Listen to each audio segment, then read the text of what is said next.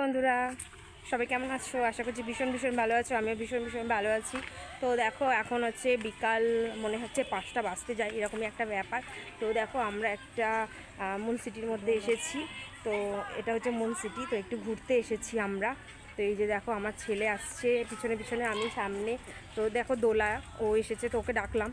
তো আগে জানো তো এখানে গণেশ পুজো হয়, তো তার জন্যই এসেছি। আর আগে প্রচুর ভিড় হতো, এখন মনে হয় মানে একটু জানি না কোনো কারণের জন্য এখন অনেক লোক কম আসে।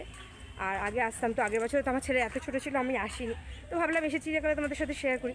তো দেখো ভিতরে চারিদিকে খুব সুন্দর বাগান আছে, খুব সুন্দর, মানে এখানে শুটিংয়ের কাজ হয়, ওই জন্য এটা বানানো আছে। তো ওই গণেশ পুজোর দিন এখানটা খোলে, মানে আমাদের আশেপাশের লোকেরা বা আশেপাশের সব লোকেরাই এখানে আসতে পারে। সবাই এসে এখানে ঘোরে, সব কিছু করে, তারপরে পুজো হয়ে গেলে প্রসাদ দিত। আগে তো প্রচুর ভিড় হতো, এখন মানে সেরকম মানুষকে ঢুকতে দেয় না বলে ওই জন্য আসে না, মানে কোনো একটা কারণের জন্য ওদের ব্যবসা একটু লস খেয়ে গেছে। যাই হোক, ওই কারণের জন্য তো খুলেছে কিছুক্ষণের জন্য। তো আমরা এসেছি, ভাবলাম এসেছি যেখানে তোমাদের সাথে শেয়ার করি। দেখো চারিদিকটা কত সুন্দর সবুজ। আর আশা করি সবাই এই এলাকার যারা আছো তারা তো সবাই জানো এই দিকটায়। তো এই দেখো কত সুন্দর ফুল ফুটে আছে।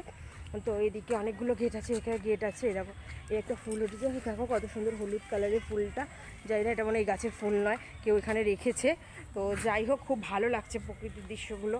আর দেখো 2-1জন লোক আছে, এগুলো পুরো ভরা থাকতো, মানে প্রচুর ভরা লোক থাকতো। এখন একদমই লোকজন নেই।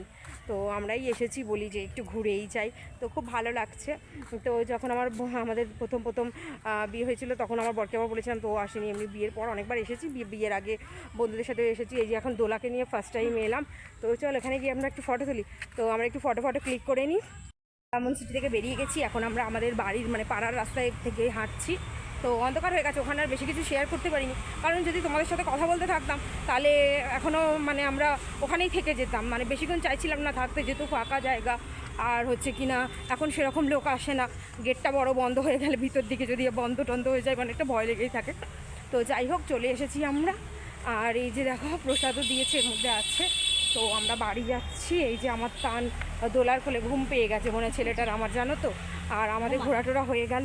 আর তোমার দাদাভাইও বাড়ি চলে এসেছিলো, তো বাড়ি আছে। আর দেখো রাস্তার কাজ হচ্ছে বলে গাড়িগুলো একটু রাস্তা দিয়ে কম যাচ্ছে, না তো এখান থেকে প্রচুর মানে গাড়ি যেত। আর ফাঁকা এলাকা বলে ছেলেকে নিয়ে ভেতর দিকটা বেশিক্ষণ থাকলাম না। তো হাওয়া বলা যায় না, এখন কোনো মানে বন্ধ একটা জায়গা থাকে। তো চলো বাড়ি গিয়ে তোমাদের সাথে কথা বলছি। যতটা পেরেছি শেয়ার করেছি, আশা করি ভালো লাগছে তোমাদের। তো চলো বাড়ি যাই, তোমার কথা বলবো। তো বন্ধুরা, অনেকক্ষণ আগে মসজিদ থেকে আমরা এসে গেছি। তো এসে যাওয়ার পর দোলা বাড়ি চলে গেল। তো এখন আমি এখানে দাঁড়িয়ে আছি।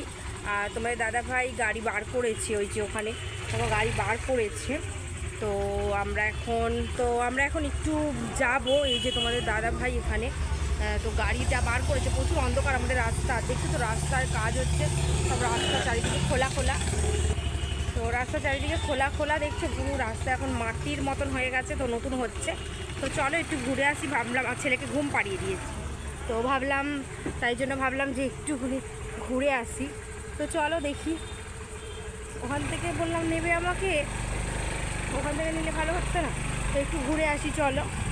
রাস্তার মধ্যে ইট বিছিয়েছে, এই যে দেখছো। আমাদের ওই দিকটা এখনও মাটি, আর এই দিকটা এখন ইট বিছিয়ে দিয়েছে।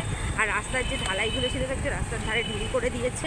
তো রাস্তাগুলো এখন এই কন্ডিশন। তো এই জায়গাটা খুব খারাপ অবস্থা। তো এই সাইডটা কেন বোঝাই কিন্তু বুঝতে পারছি না। তো এই জায়গাটা এরকমই রয়ে গেছে, যেখানটায় বাজে ছিল সেখানটা বাজেই রয়েছে, জানি না আদৌ। আমরা এখন হাজারপাড়া রাস্তার ভিতর দিয়ে ঢুকে গেছি, চলে যাচ্ছি। দেখছো রাস্তাগুলো চারিদিকে, দেখছো সব দিকে এই রাস্তা খোঁড়া। আমাদের রাস্তা বলো আর এই রাস্তা বলো, সব রাস্তাই একই। পরে একটু বেরিয়েছি, ভাবলাম যে তোমার সাথে কথা বলি।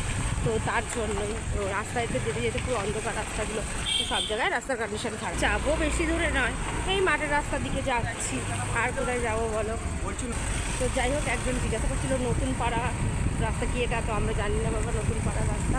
তো হতে পারে এদিকে আবার নতুন পাড়া হয়েছে। তো প্রচুর অন্ধকার, পরে তোমাদের সাথে কথা বলছি।